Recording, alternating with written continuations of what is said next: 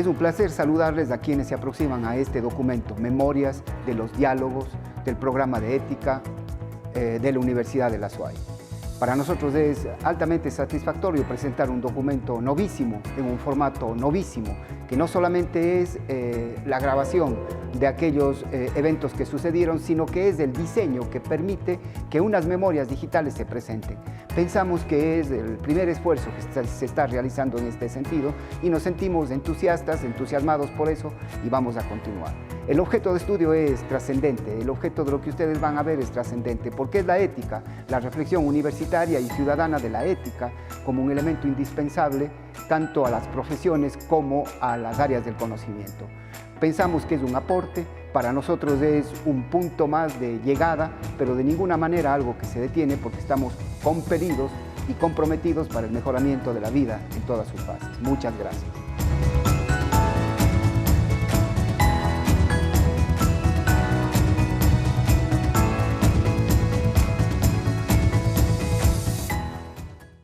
Importantes para nosotros porque vamos a trabajar concretamente en el Estatuto de la Ética y su relación con los derechos humanos y cómo estos deben ser reivindicados frente a un momento mundial y muy particularmente local con muchísimas incertidumbres y dificultades. De pronto nuestra vida se vio frenada sin previo aviso y de manera absolutamente este, irreflexible. O sea, simplemente no nos dio tiempo de pensar en qué es lo que estaba pasando y qué es lo que nos va a pasar. Justamente de eso se trata esta reunión. ¿Qué es lo que vamos a hacer? Las pocas veces que he salido, he tenido la impresión de que la mayoría de las personas tienen un deseo muy profundo de volver a la normalidad, de volver a su vida como era antes. La pregunta que se están haciendo las personas que reflexionan acerca de la vida es si eso va a ser posible. ¿Vamos a poder volver a cómo vivíamos antes? ¿Estaba bien la forma en la que estábamos viviendo antes? Esas son las preguntas que se están haciendo y eso es lo que nosotros queremos contestar en cierta forma, ¿no? Frente a toda esta incertidumbre que estamos viviendo, ¿qué es lo que podemos hacer y qué es lo que va a pasar? Claro, con especial foco de atención a el tema de derechos humanos, el tema de la restitución de estos derechos y el tema de los grupos de atención prioritaria, que es lo que nos interesa, porque muchos de los participantes en esta reunión están trabajando directamente una serie de dificultades en relación justamente a personas que han sido vulneradas en estos tiempos sus derechos. ¿Qué es lo que va a pasar? ¿Qué valores son los que tenemos que mirar? Esas son las preguntas que nos estamos haciendo. Entonces, en el panorama mundial existen al menos dos filósofos que han intentado algunas respuestas interesantes y que han sido muy divulgadas y que yo me he tomado la libertad de, como referencia. El uno es el eslavo Zizek, es un filósofo, sociólogo y psicoanalista, que sentencia definitivamente, no habrá ningún regreso a la normalidad. Para este filósofo, la única forma de que enfrentemos esta situación es a través de la solidaridad y la cooperación. Aunque esta solidaridad y cooperación pueda resultar de un mero ejercicio racional y egoísta como medio de supervivencia a la cooperación.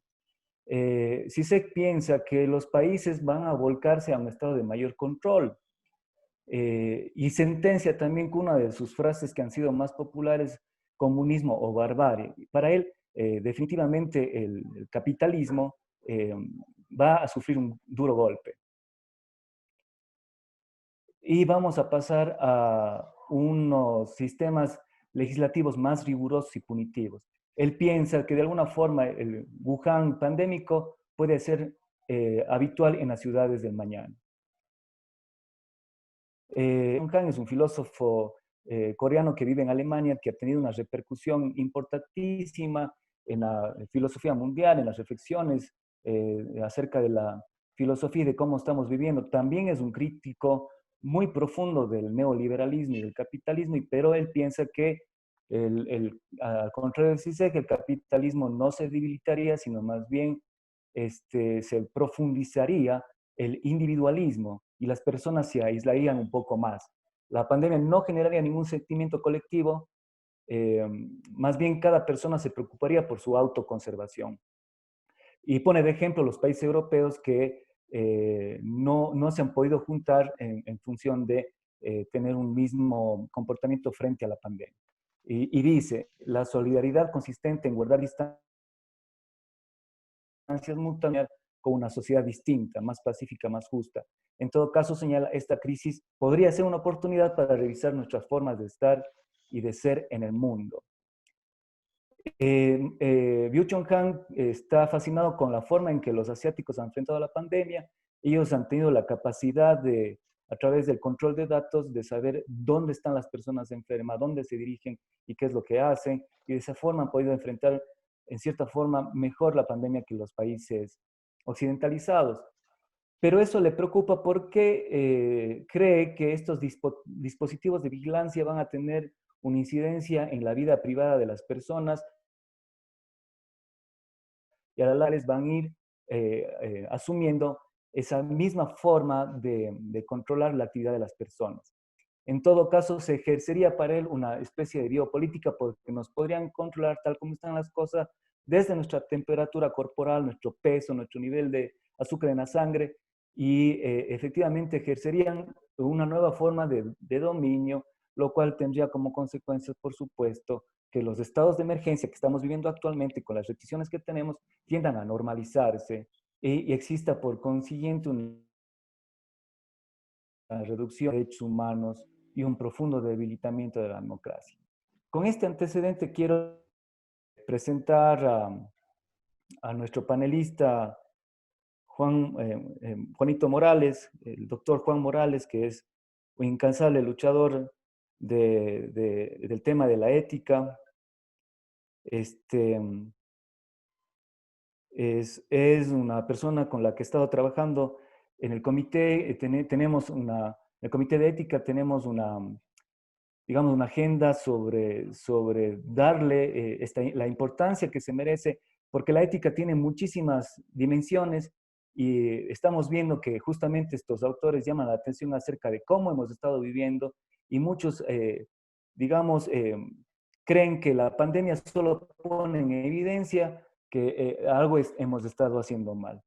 Entonces, quisiera presentarle el doctor Juanito es abogado, doctor en jurisprudencia, tiene un masterado de Derecho en Suiza, eh, es profesor universitario desde el 82, es titular de la Cátedra de UNESCO de Ética, Educación Superior de 2016 a 2018, director actualmente del programa de ética de la UDA y ha sido coautor de 13 libros referentes a la ética.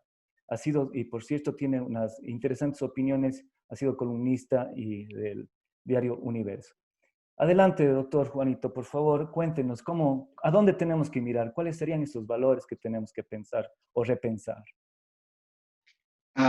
Buenos días, gracias por la invitación. Un saludo a las personas que conmigo tenemos la palabra ahora. Se imagina, ¿no? De ninguna manera un futurólogo, un prestidigitador, no lo soy.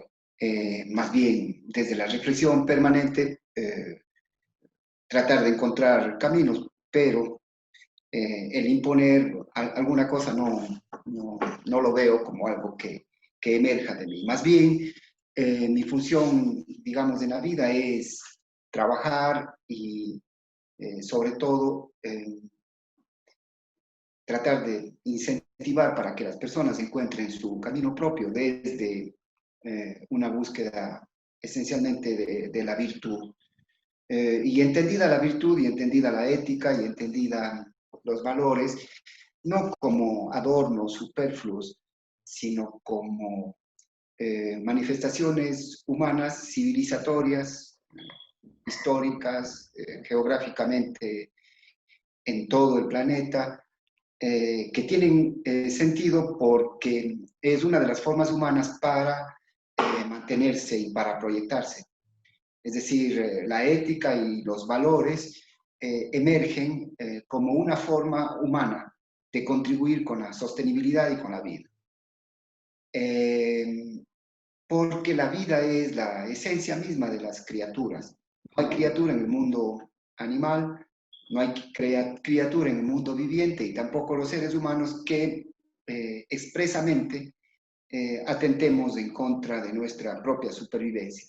Quizás allí vale una precisión en lo que acabo de decir, quizás el hombre sí atente en contra de sí mismo, contrariamente a lo que pasa en el resto de la creación o el mundo que ha evolucionado, el mundo viviente. Entonces, si el instinto y la capacidad de adaptación, la evolución en nosotros permite que las criaturas sean y estén y se proyecten como objetivo fundamental de ser en los seres humanos, además de esas condiciones que también las tenemos la razón y tenemos el espíritu que nos hace que generemos parámetros, que nos hace que generemos valores, que tienen como objetivo la proyección.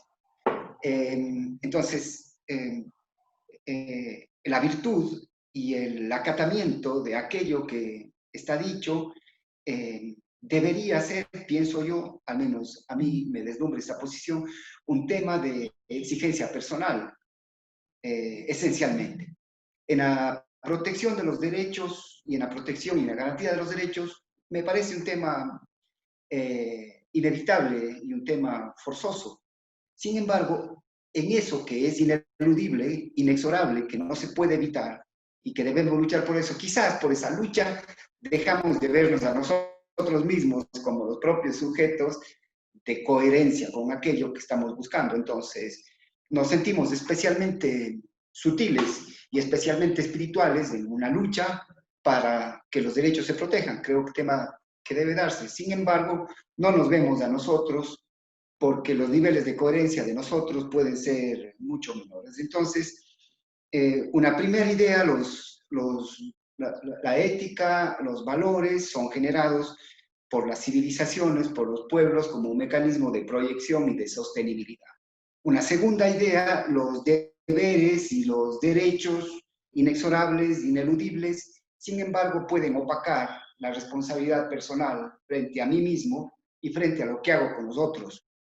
Entonces, allí nos podemos encontrar con luchas virtuosas hacia afuera, pero con un descuido absoluto de su propia coherencia personal con eso. Allí viene un refrán que está en varios idiomas y entre nosotros se dice luz de la calle, oscuridad de la casa.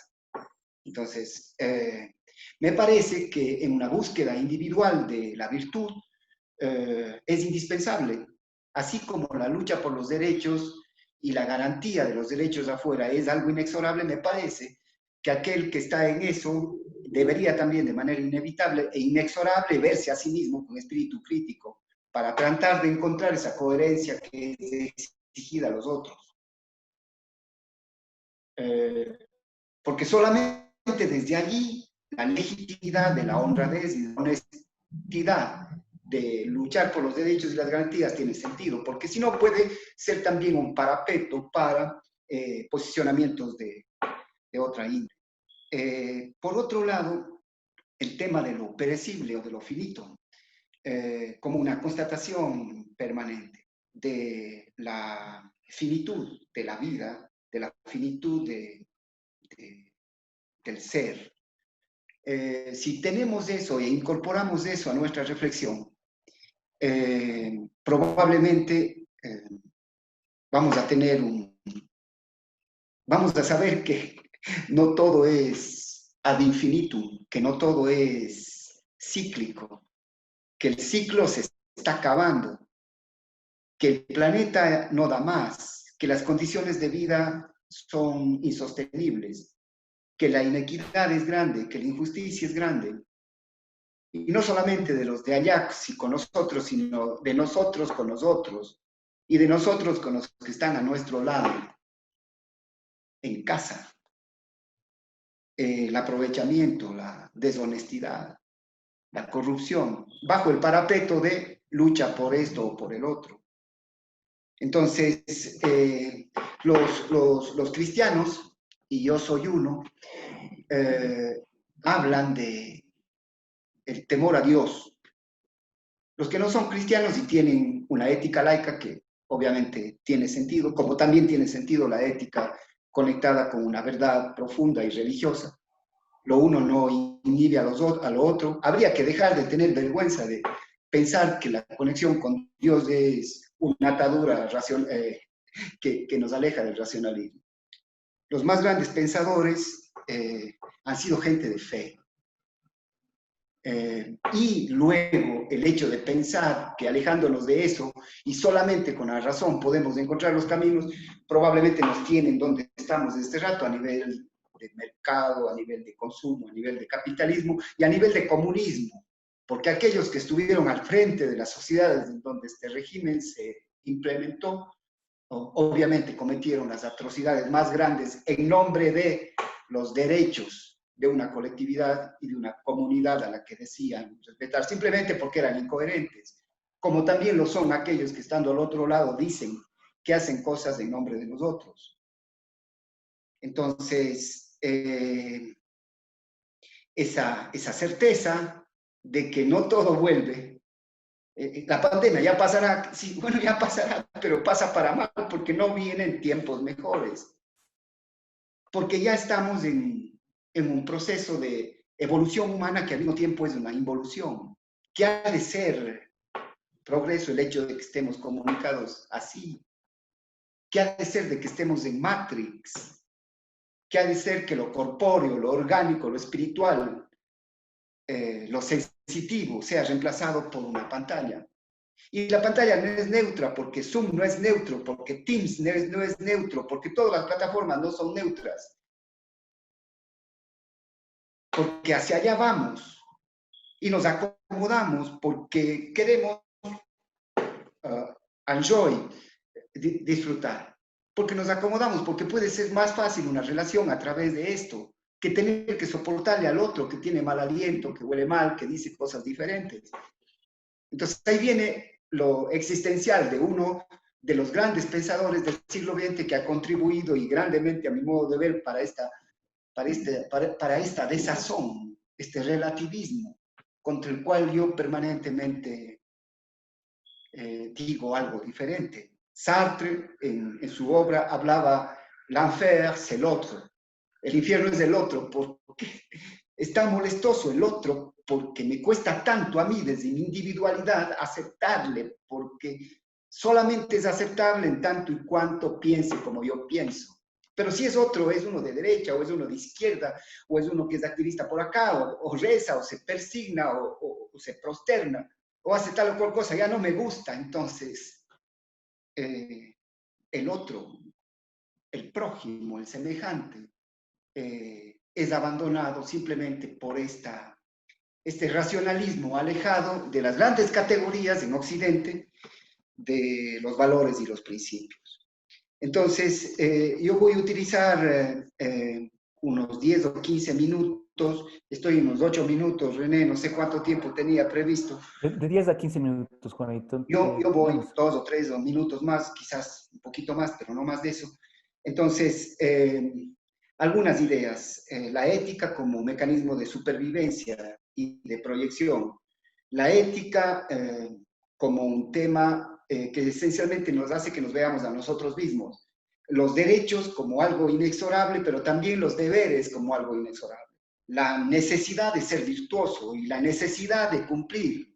La necesidad, la ética del deber. Yo tengo que ser, no solamente ver lo que los otros tienen que ser, sino yo mismo. Porque eso puede ser una gran distorsión si no estamos en esos temas que he tocado. Por otro lado, el concepto de lo perecible, de lo finito, de lo no indefinido, de lo no infinito, del fin de las cosas, del fin de los tiempos, del fin de la vida.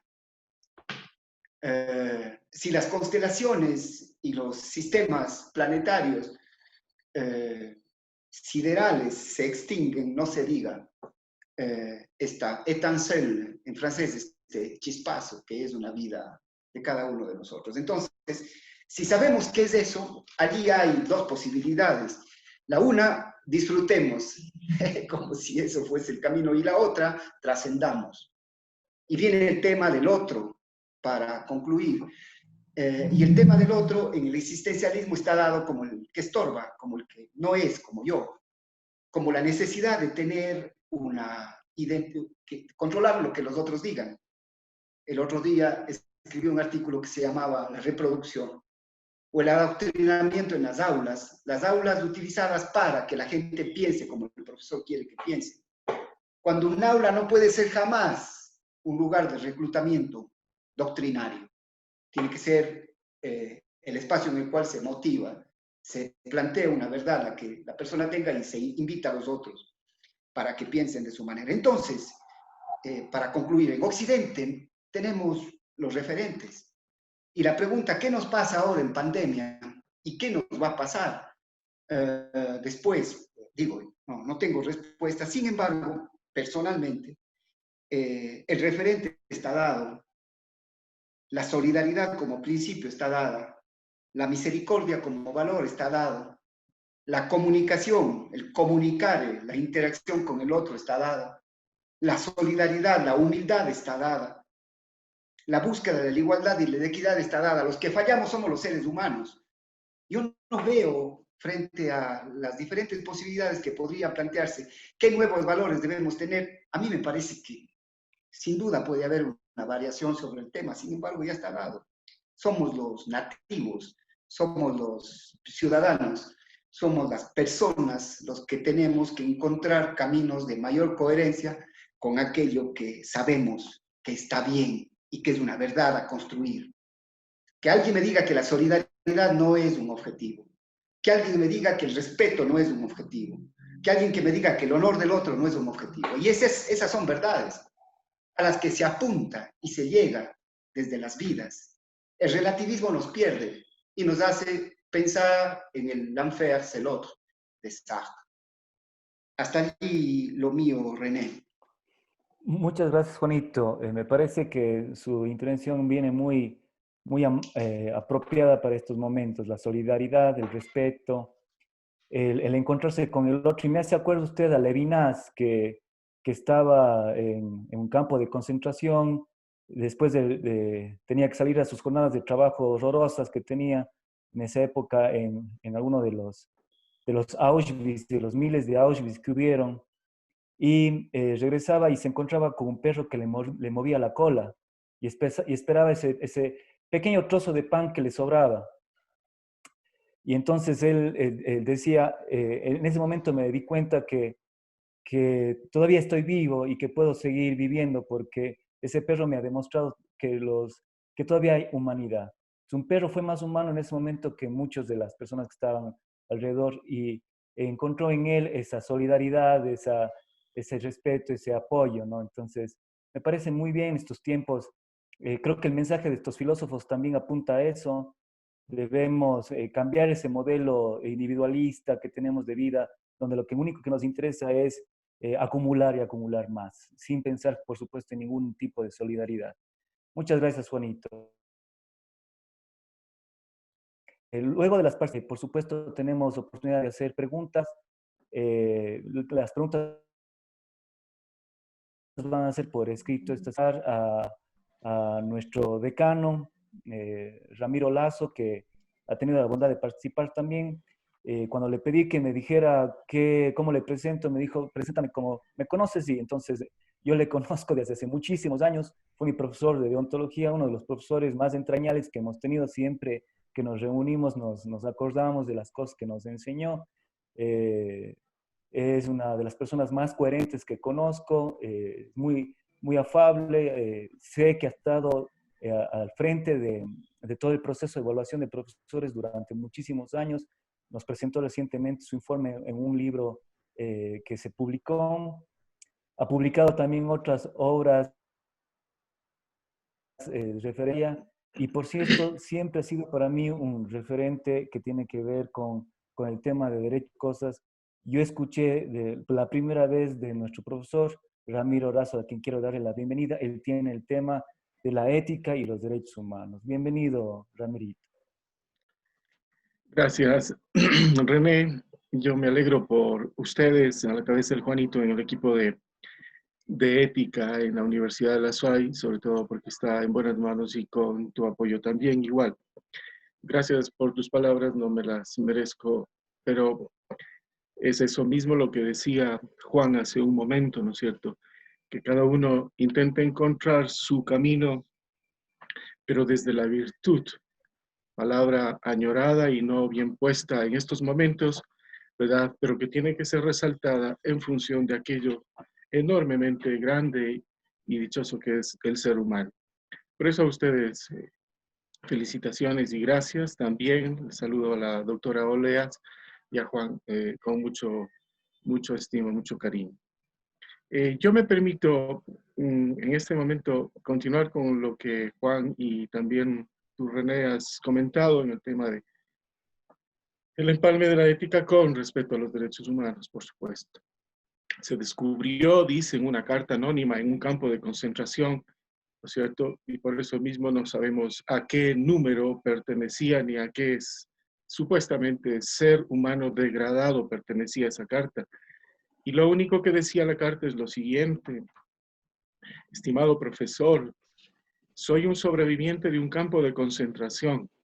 Mis ojos vieron lo que ningún hombre debería ver: cámaras de gas construidas por ingenieros capacitados, niños envenenados por médicos muy bien entrenados, recién nacidos asesinados por enfermeras capacitadas, mujeres y bebés baleados y quemados por graduados universitarios, no eran cualquiera. Entonces, tengo mis sospechas sobre la educación. Mi petición es: ayuda a tus alumnos a convertirse en humanos. Porque nada de lo humano, digo yo, te tiene que ser indiferente, decía uno de los sabios. Tus esfuerzos, sigue la carta, nunca deberían producir monstruos entrenados o psicópatas expertos. Leer, escribir y saber aritmética o cualquiera de otra de las ciencias solo será importante si hacen que nuestros hijos sean más humanos. Carta escrita supuestamente, ¿no es cierto?, por alguno de aquellos que fueron innombrables y que solamente eran puro número. No servían para nada. Eso mismo me da pie, estimados amigos, para poder comprender en este momento, ¿no es cierto?, lo que fue antes y lo que es hoy. Capaz que la similitud sigue siendo la misma. ¿Por qué? Porque para llegar a los derechos humanos, a la proclamación de los derechos humanos, ¿no es cierto?, a la declaración propiamente de los derechos humanos, el mundo vivió un ambiente de podredumbre total, de locura. No puede ser posible que, si volvemos a la historia, hayan sido millones y millones, ¿no es cierto?, eliminados porque tenían que ser eliminados simplemente por una ideología, por un ser humano supuestamente, por un sistema, por una ideología, etcétera, ¿no es cierto? Y el parangón viene siendo como realidad presente, pero eso les toca a cada uno de ustedes reflexionar y pensar desde dónde estamos mirando aquello, ¿no es cierto? Y por qué sacamos los derechos humanos nuevamente. Fue una realidad de endiosamiento total, ¿no es cierto? Con personajes concretos que se creían todopoderosos, con ideologías totalitarias que hacían y deshacían porque tal vez me gustaba o no me gustaba lo que decía el doctor Morales hace un momento, ¿no? El otro me estorbaba, el otro no era para mí. ¿Por qué? Pues simplemente porque no me gustaba, porque me caía mal la ideología, porque me caía mal la raza, porque me caía mal que no era simpático, etcétera. Totalitarios total, porque se llevó una única mirada de comprensión de la realidad y desde ahí se quiso imponer esa única comprensión, ¿no es cierto?, esa única realidad. ¿Qué ha pasado? Un consenso ahorita, un consenso al que llegó hace 72 años el mundo, ¿no es cierto?, 72 años y hoy, ¿qué podemos decir de aquello? Se han multiplicado tal vez a la N potencia las atrocidades y capaz que por eso mismo nos enteramos más rápidamente, porque sabemos y conocemos qué cantidad de atrocidades, el tema de la migración, el tema de tanta gente excluida de su propio país que tiene que pedir permiso para poder entrar a su frontera, el tema de el tema de los elegidos, ¿verdad? El tema de aquellos que simplemente mandan matar, mandan seleccionar, mandan archivar, mandan descartar, etcétera, etcétera. Nunca como ayer y como hoy se ha vilipendiado a la dignidad del hombre. Estamos viviendo que un nuevo holocausto. No estaremos viviendo esa misma realidad que tal vez en su momento se quedó reducida a un ejército determinado. Nunca como hoy se ha establecido una máxima de vivencia y de utilidad, de comportamiento ético. Es decir, simplemente es bueno lo que es útil. Lo demás se descarta porque todo es descartable. Ancianos, niños, mujeres, etc. Entonces, hablamos de una realidad, ¿no es cierto?, hace 72 años, que produjo en el ser humano una reflexión que nos trastornó por completo. Nunca como hoy el avance de la tecnología es enorme, pero también en ese momento, ¿verdad? Fue un avance fortísimo. Se comercializa con la vida, se comercializó con la vida, con la dignidad, con el trabajo, con la salud. ¿Quién tenía derecho a algo? Nadie. Se comercializó con la palabra, se comercializó con todo lo que significa la información. Solamente se llegaba a aquello que se permitía, nada más. Nunca como ayer se destruyó y se comenzó a destruir ya el planeta. Se festinó al momento, ¿no es cierto? Nunca como hoy, como ayer, se vive y se vivió una sociedad de escándalo. No somos capaces de afrontar racionalmente al otro. ¿Por qué? Porque enseguida lo único que nos interesa es atacarlo de forma personal. Entonces, es ayer y hoy. No hay un cierto parangón y una cierta similitud de vivencia del ser humano en este mundo.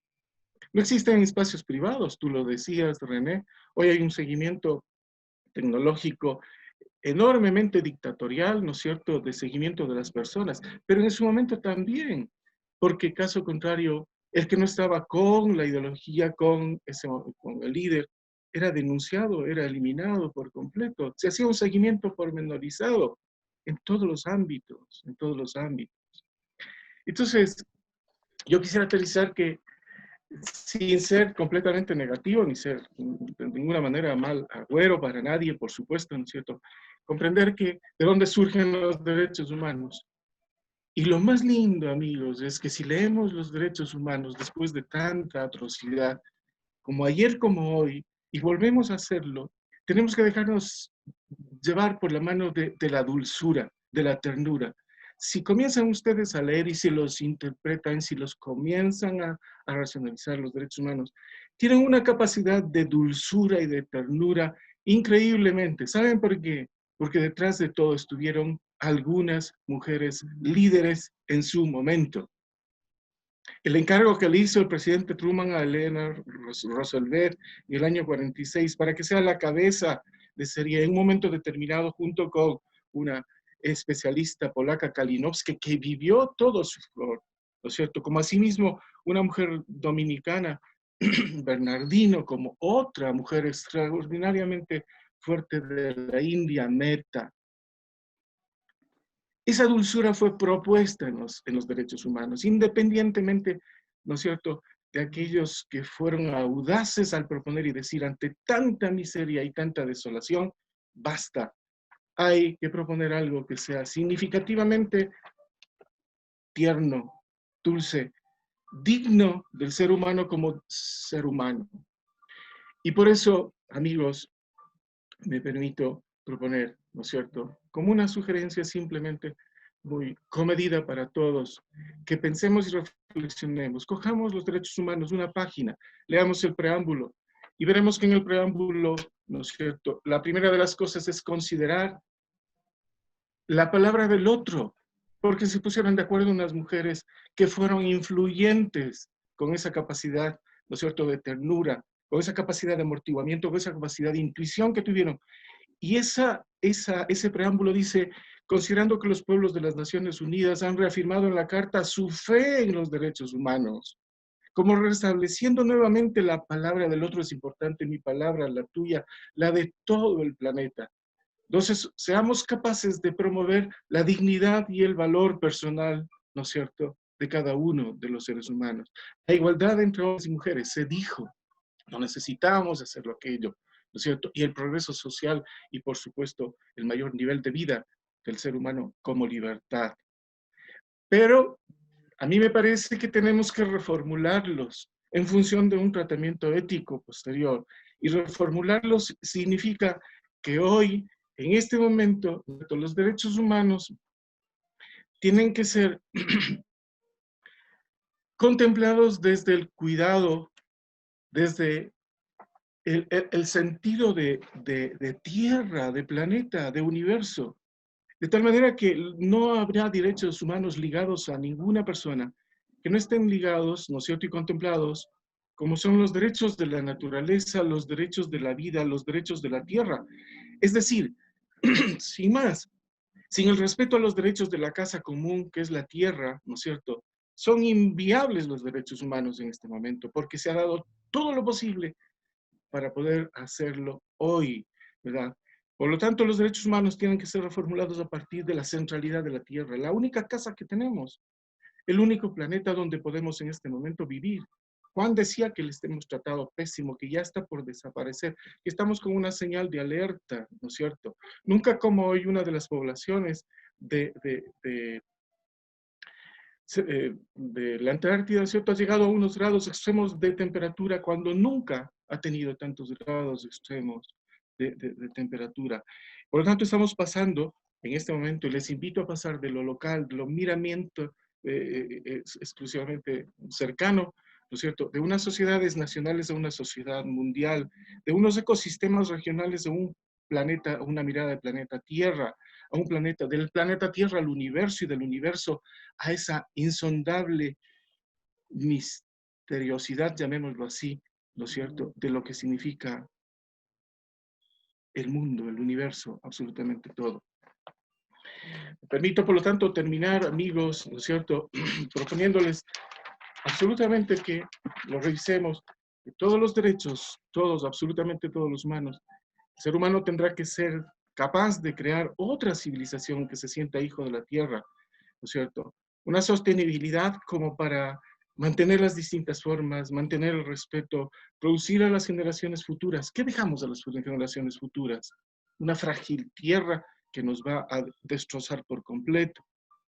Teilhard de Chardin, uno de los grandes filósofos y místicos, en el año 33 decía, ¿no es cierto?, que era necesario y posibilitar un mundo nuevo, globalizado, con una mente y un corazón nuevos, que decía Juanito desde el tema de la virtud. Amigos, con esto me callo y te doy la palabra, René. Solamente es la posibilidad de decir, el ser humano sí, pero ya una mirada mucho más amplia, porque hemos sido muy tochos de mirada, muy tochos de actitudes, muy tochos, ¿no es cierto?, de todo. ¿Qué nos va a pasar? Nada. Si no cambiamos el corazón del hombre, nada será posible. Muchas gracias. Muchas gracias, Ramiro. Muy elocuentes sus expresiones, muy reflexivas.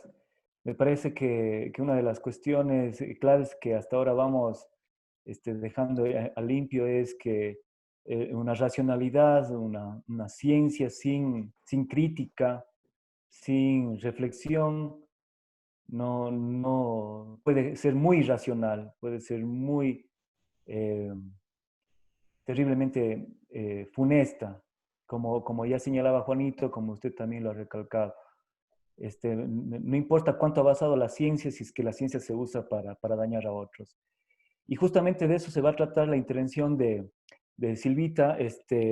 Silvia Olés es una amiga de hace muchísimos años, que yo le tengo en una altísima estima. Ella ha sido uno de los pilares que ha hecho que esta ciudad vuelque su interés sobre los grupos de atención prioritaria, muy particularmente la niñez y adolescencia, que es en el ámbito que yo le conocí. También es una de las personas más coherentes que conozco, y eso de la coherencia no es cosa fácil, como bien lo decía Juanito, es una de las cosas más importantes.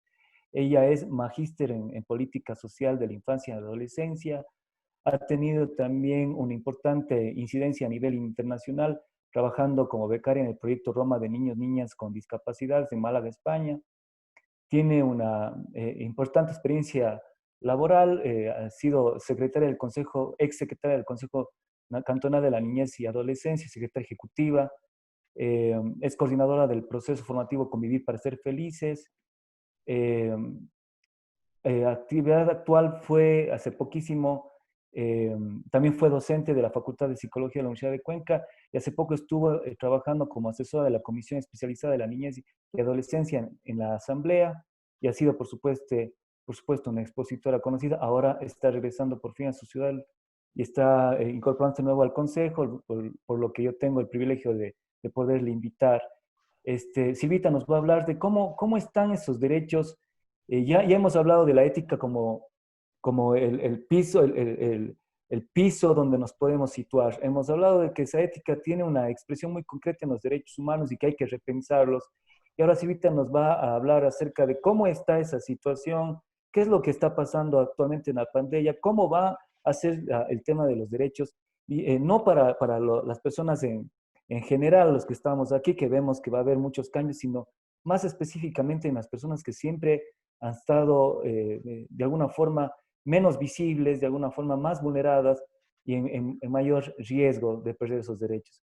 Adelante, Silvita, cuéntanos. Bienvenida. Muchísimas gracias. Gracias por esa maravillosa presentación. Creo que no me la merezco.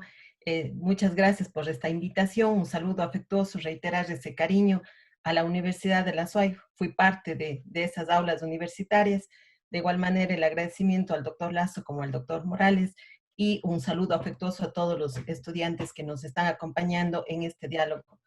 Sin duda que interesante el escuchar tanto al doctor Morales como al doctor Lazo nos permite hacer como esta primera mirada, reconocer los derechos humanos dentro de esa ética, pero también que interesante el hacer esos cuestionamientos, porque sin duda yo coincido plenamente con el doctor Morales, esa falta de coherencia entre el discurso con la acción. Y yo creo que justamente el qué hacer de los derechos humanos, el qué hacer en la defensa como defensores de los derechos humanos, tiene que haber esa sinergia entre lo que es el diálogo con lo que es justamente el accionar de los derechos humanos. En ese sentido, pues, debo manifestar, no podemos ser ajenos a lo que está pasando en nuestro país, no podemos ser ajenos a lo que pasa en el mundo. Efectivamente, una de las, y perdón el tema coloquial, una de las lacras que vivimos como país justamente es el tema de la corrupción, que de alguna manera está afectando directamente a los grupos de atención prioritaria. ¿Y por qué lo digo que nos afecta directamente a los grupos de atención prioritaria? Porque no podemos hablar si es que no hacemos un análisis de las consecuencias que nos ha generado esta pandemia, de lo que nos ha generado el COVID-19. Y sin duda el análisis debe partir, aunque quizá entre un poco en contradicción con lo que ya se había manifestado en la ética, pero no podemos dejar de mirar la consecuencia económica y de empobrecimiento que se generan a los grupos de atención prioritaria. Hoy por hoy, esta pandemia, este COVID-19, lo que nos ha dejado al desnudo es justamente ver esas inequidades existentes entre las diferentes poblaciones. Y vemos con mucho pesar que las inequidades son mucho más marcadas en los grupos de atención prioritaria. Vemos con mucho pesar que hoy niños, niñas y adolescentes, a raíz de esta pandemia, tú ya lo decías, efectivamente contar con estadísticas escalofriantes, ver que se han incrementado los infanticidios, ver que en menos de 2, 3 meses hablamos de un registro y recordemos que hay los subregistros de más de 13 niños que han sido víctimas, han sido asesinados, por decirlo de alguna manera, por gente cercana a ellos. Entonces, ahí coincido con lo que decía el doctor Morales, ese individualismo y esa falta de ver al otro, de verle al otro como yo, como persona, como sujeto de derechos. Entonces vemos que la niñez y adolescencia en este momento quizá es una de las poblaciones que está teniendo una situación mucho más crítica y violenta frente a los derechos mismos. Luego escuchar también todo lo que ha significado estos despidos masivos, que sin duda nuevamente refleja la situación de inequidad entre los grupos de atención prioritaria. Hace muy poquito veíamos en los noticieros más de 1.250 personas con discapacidad que están siendo desvinculadas de sus áreas laborales.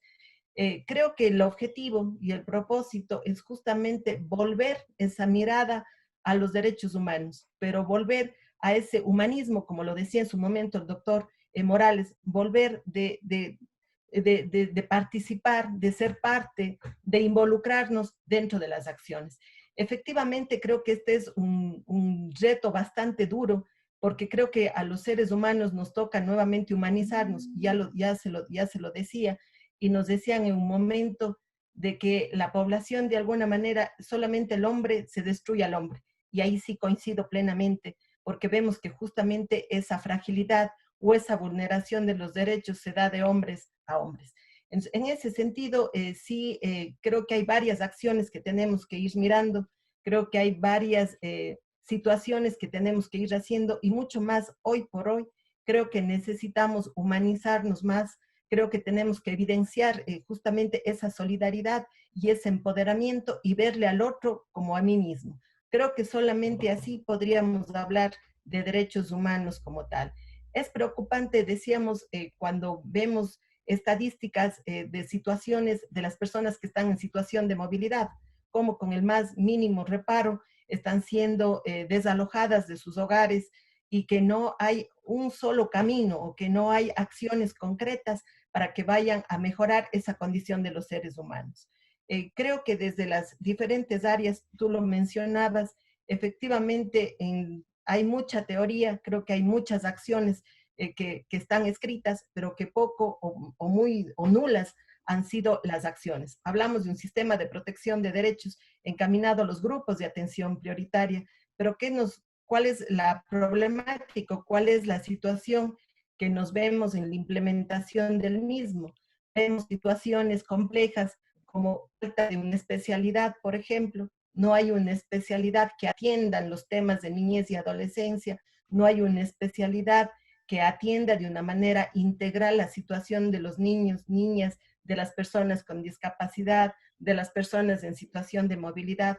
Qué preocupante es ver hoy que, por ejemplo, en nuestros centros hospitalarios, las personas con enfermedades catastróficas no puedan ser atendidas.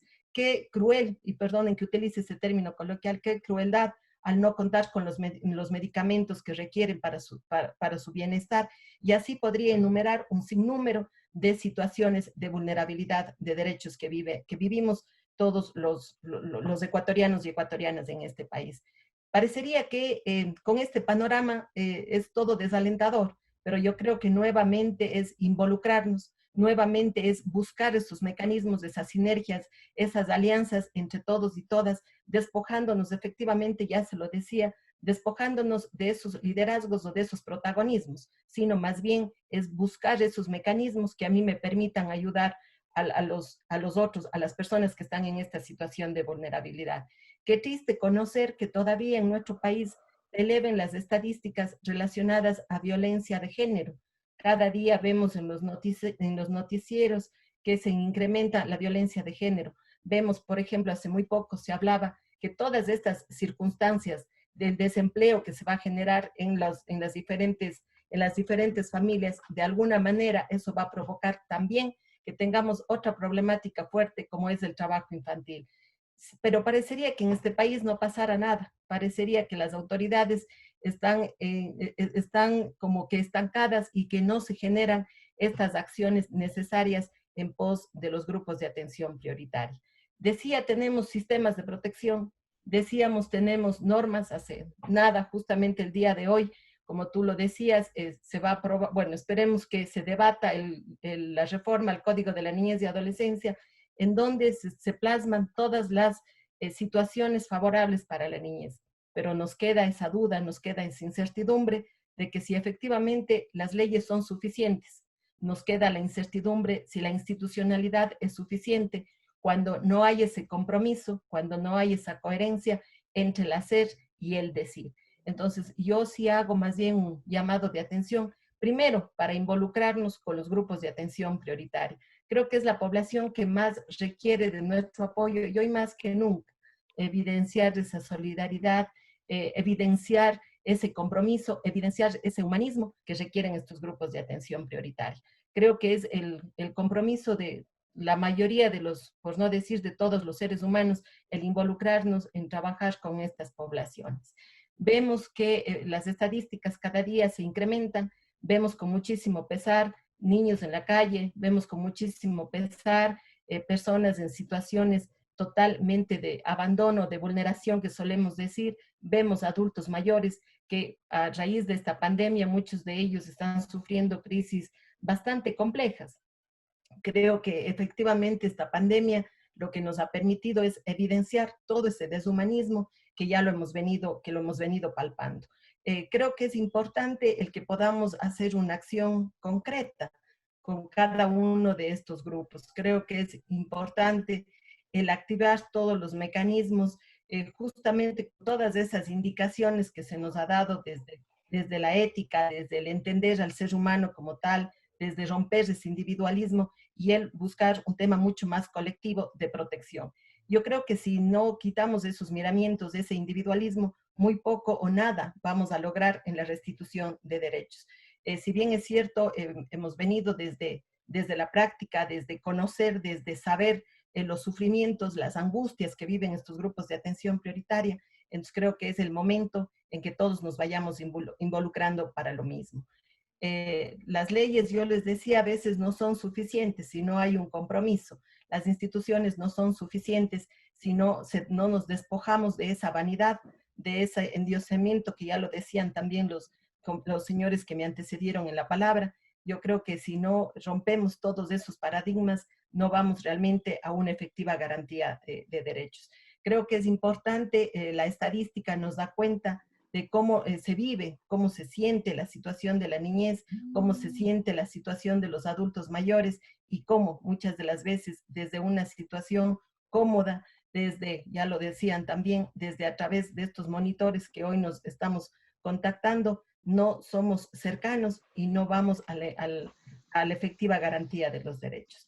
Creo que es importante también el que podamos buscar estos mecanismos que nos permita aterrizar la política pública, una política pública que no cuenta hoy por hoy ni con presupuestos. Vemos que sin duda la población que va a ser más afectada van a ser los grupos de atención prioritaria. Vemos a diario recortes presupuestarios, vemos a diario que se incrementa la delincuencia, vemos a diario que no hay una respuesta efectiva para estos grupos de atención prioritaria. Entonces, sin duda, yo creo que es el momento en que todos y todas podamos ir trazando una ruta que nos permita hacer ese aterrizaje mismo de los derechos de los grupos de atención prioritaria. Creo que es el momento de alzar la voz, de reclamar.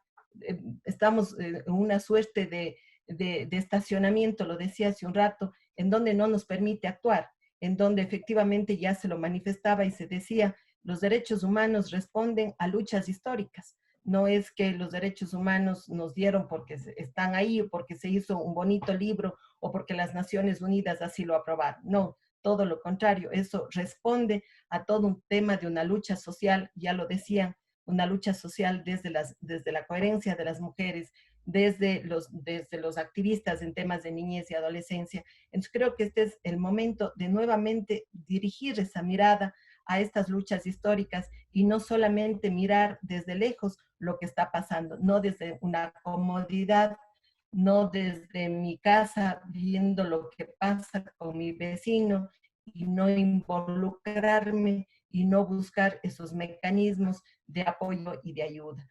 Creo que es importante también el que podamos ir generando una suerte de acción inmediata frente a estas situaciones de vulneración de derechos que viven a diario los diferentes grupos como tal. Ya lo decíamos, personas con discapacidad que hablamos de una ley humanitaria que lejos de ser humanitaria, lo que hace es evidenciar nuevamente las inequidades existentes entre los grupos de atención prioritaria. Vemos que se aprueban leyes a diario, tenemos un decreto del Ministerio de Trabajo que nuevamente desfavorece a los grupos de atención prioritaria, que nuevamente genera esas situaciones de inequidades entre las personas, entre los que tienen más, entre los que tienen menos, y quizá este tipo de leyes, este tipo de situaciones que han sido aprobadas en los diferentes ámbitos, nuevamente lo que hace generar es una brecha de estas inequidades sociales. Entonces creo que con toda esa introducción que hizo tanto el doctor Lazo como el doctor Morales, nos permite hacer un análisis, nos permite hacer ese miramiento, ese automiramiento de qué estoy haciendo yo como ciudadano, como ciudadana, cuál es mi rol dentro de este proceso, cuál va a ser mi accionar justamente en la defensa de los derechos de los grupos de atención prioritaria. Creo que es importante volver a involucrarnos, creo que es importante volver a alzar la voz, creo que es importante comenzar nuevamente con esas luchas sociales. Creo que ya tenemos los derechos humanos visibles, creo que ya conocemos todas las normativas, pero es necesario un involucramiento más directo, un accionar mucho más coherente en las acciones y en la defensa de los grupos de atención prioritaria. Entonces, quería hacer solamente ese contexto frente a toda esa introducción muy interesante que se hizo en torno a lo que es la ética, pero también creo que es importante mirar y generar ya la acción misma en la defensa de los derechos de los grupos de atención prioritaria. Lo decía, tenemos niños, niñas y adolescentes que son víctimas de violencia constante, permanente, y una de las cosas que a mí siempre me llama la atención, tenemos o se generan varios foros, generamos varios diálogos, pero creo que es importante también el escucharles qué piensan los niños, qué piensan los jóvenes, qué piensan los adultos mayores frente a esta situación. A veces es cómodo desde nuestra posición hacer como un análisis general y decir tienen esta necesidad o esta demanda o se vulneran estos derechos y tal. Pero también creo que es importante escuchar al sujeto de derechos como tal. ¿Qué es lo que dice un niño? ¿Qué es lo que piensa el joven? Hace muy poquito leía que muchos de los niños en este tiempo de pandemia, en este tiempo de confinamiento, qué es lo que ellos miran y qué interesante poderles escuchar y saber que muchos de ellos, a pesar de que se ha incentivado, a pesar de que se ha incrementado de mejor manera, se ha incrementado las situaciones de violencia, hay muchos niños que agradecen este espacio porque les ha permitido generar un diálogo y tener una convivencia más cercana con sus padres. Qué interesante escuchar a los niños también que dicen que han perdido ese vínculo de lo que era la escuela, de lo que era el colegio, de lo que eran esas relaciones personales con los otros. Hoy por hoy solamente están limitados y alguien decía, y además un tanto gracioso, nos decía, la escuela se ha resumido solamente a recibir clases. La escuela ya no tiene esa parte bonita del recreo, de la interrelación con sus compañeros y con sus compañeras.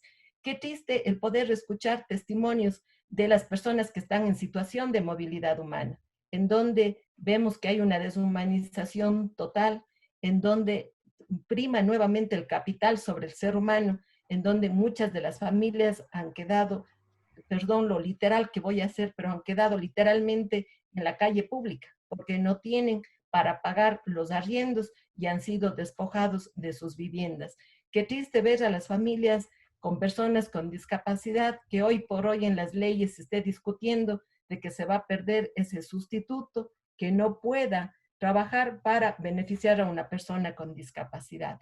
Qué triste ver esa deshumanización, pero también creo que este tipo de situaciones que estamos viviendo debe alentar y nos debe permitir hacer una reflexión de tal manera que podamos humanizarnos más y que podamos trabajar por los grupos de atención prioritaria, por los que necesitan y sin duda hacernos también ese automiramiento, porque si no hacemos ese automiramiento, sin duda vamos a ser incoherentes entre el discurso y la práctica. Eso quería manifestar, estimado René, estoy a las órdenes para cualquier duda o cualquier inquietud que se presente en este Muchísimas diálogo. gracias, Silvita, muy clara. Como podemos ver, siempre la cuerda se rompe por el lado más flaco y siguen siendo los niños, las mujeres, las personas con discapacidad, las personas en situación de movilidad humana, las que más están sufriendo, eso no cabe duda. Tú te llamas la atención de que debemos darles también una voz, tenemos que escuchar qué es lo que ellos están diciendo, porque a veces desde el escritorio, desde la casa se puede pensar las cosas de una manera muy diferente, eso me parece también muy rescatable. Eh, Existen cifras que son preocupantes, has llamado la atención de las leyes que están aprobándose, que quieren proteger a la empresa, pero que dejan sin piso, por ejemplo, como tú decías, esas acciones afirmativas que han apoyado muchísimo a las personas que por su vulnerabilidad no pueden acceder a al trabajo, por ejemplo. Y me parece de manera competitiva, ¿no es cierto?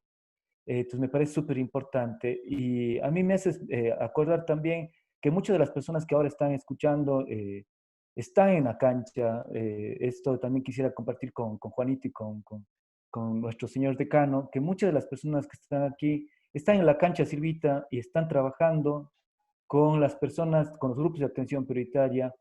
Tenemos, por ejemplo, a Catherine Ochoa, que ha estado trabajando en Girón con las personas adultas mayores y sin que sea necesario, porque no era un requisito que ella debía cumplir, estuvo acompañándoles con todas las precauciones del caso en este momento en el que justamente esa solidaridad se disfrazó de distanciamiento y los pobres, las personas adultas mayores que estaban distantes y no tenían cómo acceder a servicios, Catherine les estuvo apoyando, entonces tienen la oportunidad también de escuchar su voz.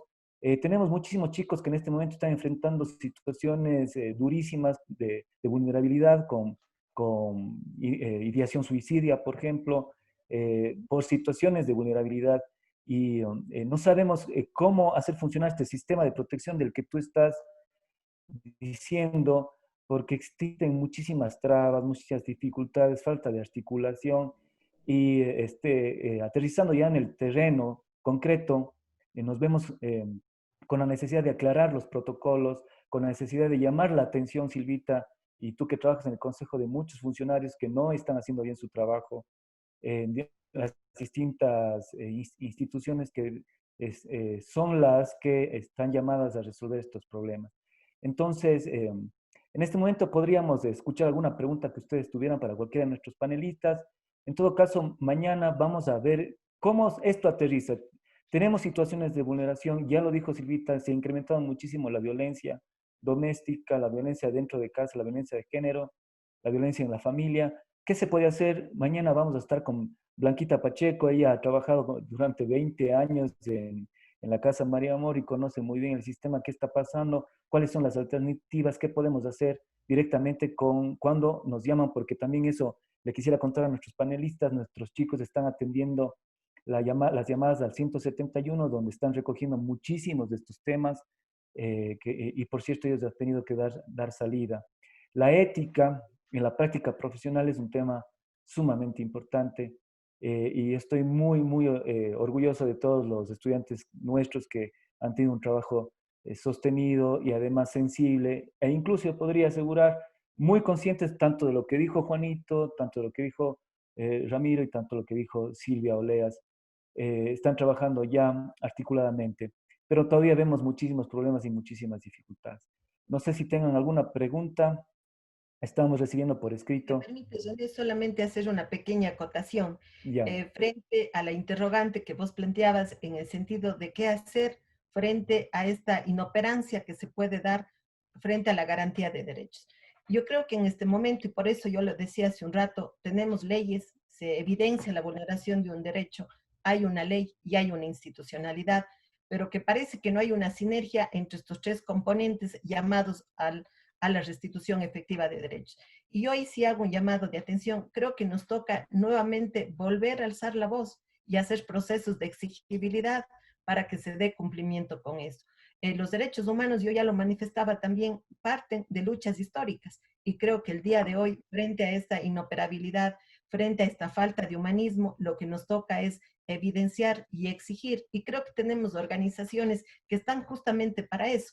Una de ellas es la Defensoría del Pueblo, es el mismo Consejo de Protección de Derechos, que son organismos que están llamados para que justamente se cumplan y se hagan cumplir los derechos de todos los grupos de atención prioritaria. Cierto es, hoy tenemos un sistema de protección de derechos que de alguna manera este sistema de protección está articulado como en tres momentos. Uno, a través de la creación de la política pública. Dos, a través de los sistemas de justicia especializada y tres, de las entidades y de la implementación misma de la política pública, pensada en una efectiva restitución y reparación cuando hay un derecho vulnerado. Entonces, yo ahí sí les hago este llamado a las instituciones hago ese llamado a los estudiantes para que justamente podamos activar estos mecanismos de observancia y exigibilidad para el cumplimiento de los derechos de todos los grupos de atención prioritaria. Eso quería acotar, René. Gracias, Silvita. Esa es justamente una de las cuestiones que me están preguntando, me lo hacen a mi chat, no sé por qué, pero a ver, me dicen, por ejemplo, ¿qué hacer concretamente? Pues, existe, por ejemplo, un caso de una funcionaria que en una de las instituciones que están llamadas a la protección parece no entender esta cuestión y de los derechos y todo eso que estamos hablando y actúa sin una ética profesional. ¿Qué hacer? O sea, ¿cómo sería? Ella como estudiante dice, ¿cómo hago? Es lo que consulta, ¿cómo hago? Yo evidencié esta situación de llamarle, por ejemplo, el caso era muy concreto, de llamarle a decir, ¿usted qué ha hecho? En verdad le puso los cachos a su marido, ¿o no? Se trata de un tema de vulneración, de violencia, y la cuestión es que la psicóloga está tratando de averiguar si es que le ha puesto o no, si es que ha sido infiel o no. Y el estudiante, que es la que está trabajando con la señora, le dice, no sé por qué le llama a decir eso, le desorganizó muchísimo. ¿Y qué sentido tiene? ¿Y qué hago? Me preguntaba a mí. No sé si le puedes contestar, Silvita. Gracias, René. Efectivamente, yo creo que frente a esa situación hay que evidenciar la vulneración de un derecho. Y digo esto porque primero a nosotros no nos interesa la vida personal de esa persona. Lo que nos interesa es el hecho que generó esa situación de violencia como tal. Es irrelevante el hecho de que si la persona fue infiel o no fue infiel, porque entonces estaríamos de alguna manera legitimando la violencia por algunas situaciones que no vienen al caso. Yo creo que en esta situación lo que se debería hacer es informar, entiendo, a un director o una directora de esa institución y, por supuesto, hacer un informe en donde dé cuenta que ese tipo de acciones, ese tipo de preguntas, ese tipo de hostigamiento, qué es lo que ha generado en la persona que además ha sido víctima de violencia y cómo se le ha revictimizado. Entonces, me parece que en ese sentido lo que hay que hacer es elaborar un informe. Aquí es importante también, y hago ese llamado de atención, al apoyo de las autoridades universitarias, al apoyo de los maestros y maestras, y a las estudiantes que están en prácticas, porque, y sobre todo también manifiesto esto hacia los estudiantes, tenemos que tener mucho cuidado en los abordajes que hacemos, porque a veces queremos privacidad. Entonces, ahí creo que es un trabajo de todos y de todas. Primero, cuando una estudiante o un estudiante está en esta situación, creo que debería hacer evidente la situación de vulneración que está siendo a través de un director o de la autoridad de la institución a la que se ha generado o la que ha generado la vulneración de derechos y por el otro lado, efectivamente, contar con el apoyo de las autoridades para que no sea un tema de letra muerta, porque sabemos que también hemos tenido situaciones en donde se ha evidenciado una situación de vulneración, pero como no se ha hecho ni el seguimiento ni la observación correspondiente, simplemente ha quedado en letra muerta. Entonces, mi sugerencia en estos casos es evidenciar la situación de vulneración de derechos, evidenciarla a través de un informe muy bien logrado y que vaya a la autoridad competente de esa organización en donde se presume que hay una vulneración de un derecho. Gracias, Silvita. No sé si tienen algunas más preguntas, chicos, lo pueden hacer por escrito. No sé si están llegando, Lisette, porque ellos dicen, me ponen que no sale, que solo sale privado o algo así.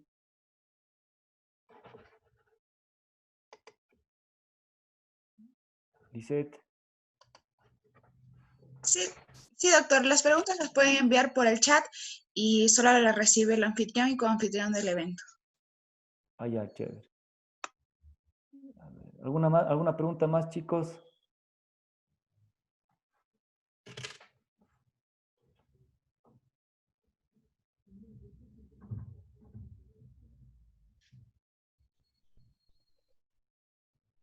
Bueno, si no hubieran más preguntas, por ahí Ariel dice, a ver si puedo entender.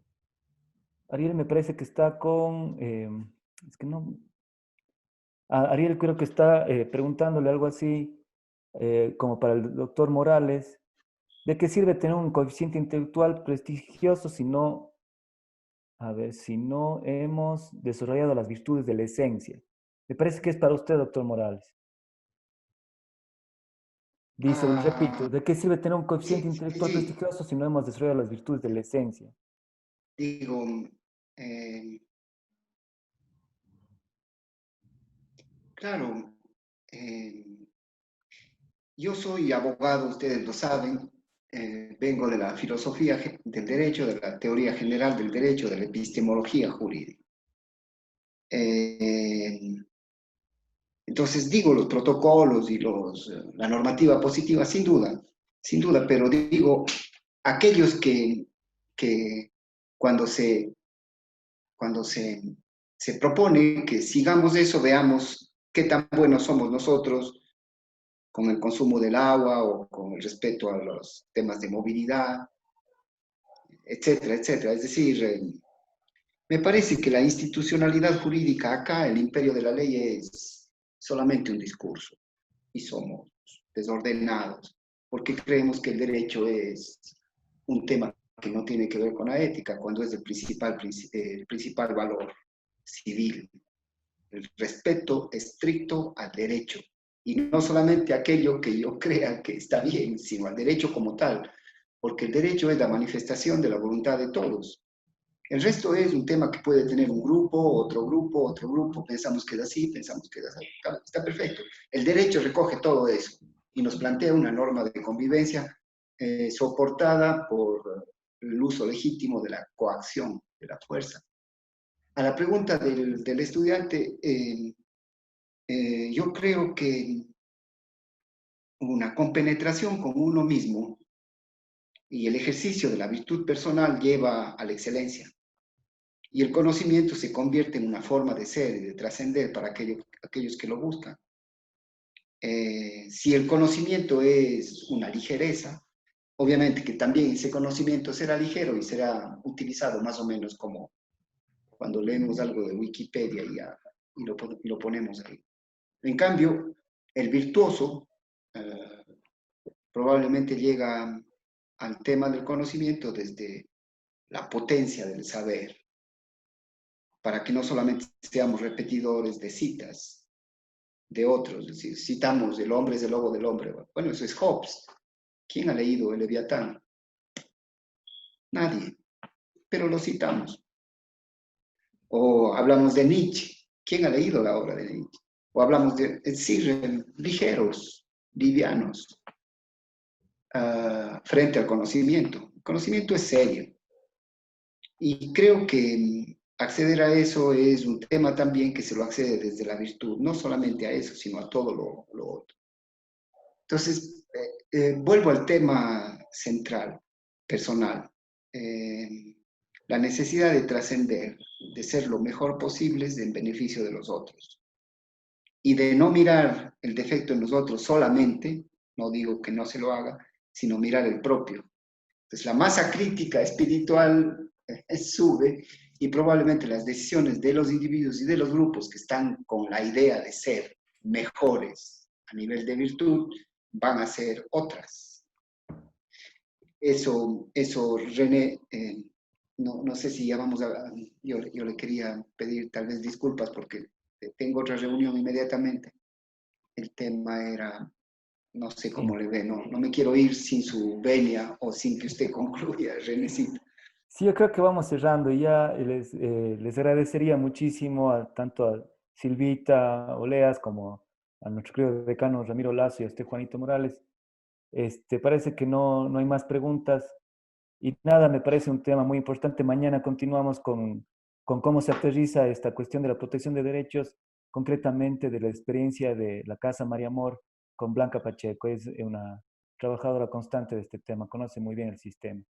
Y yo voy a presentar, por supuesto, cómo funciona el sistema teóricamente, que debería ser articulado, intersectorial, con todos los principios de protección, de enfoques y de interés superior, etcétera, etcétera, etcétera. Entonces, nos veríamos mañana con los chicos. A ustedes, muchísimas gracias por su participación, han sido muy Gracias. elocuentes. Gracias a Muchas ustedes. Gracias, profesora Ramiro. Gracias. Muchas gracias. Igualmente a ustedes, gracias. Muchas gracias.